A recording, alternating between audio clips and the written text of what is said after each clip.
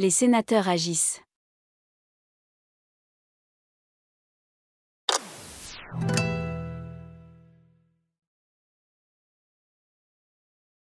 Loi européenne sur la liberté des médias, le Sénat rappelle ses lignes rouges.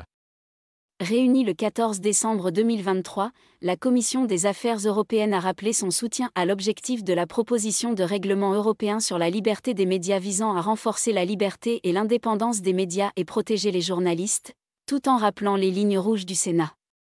Ce texte, qui a fait l'objet d'un accord politique provisoire entre les colégislateurs européens, contribuera à préserver le pluralisme du paysage médiatique européen, à garantir son bon fonctionnement et à renforcer la protection de l'état de droit, dans un contexte international et européen où celui-ci est parfois remis en cause.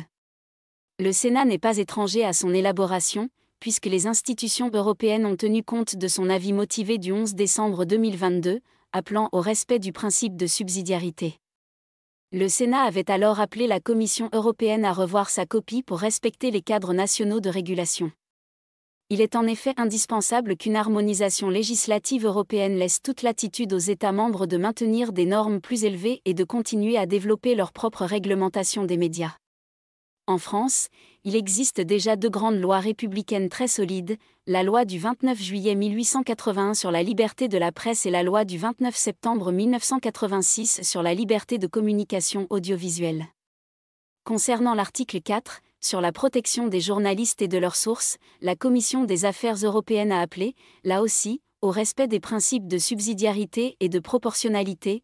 Les questions de sécurité nationale relèvent de la compétence des États membres, et non pas de l'Union européenne. Les États membres sont déjà tenus par les traités de respecter les droits de l'homme et la liberté de la presse.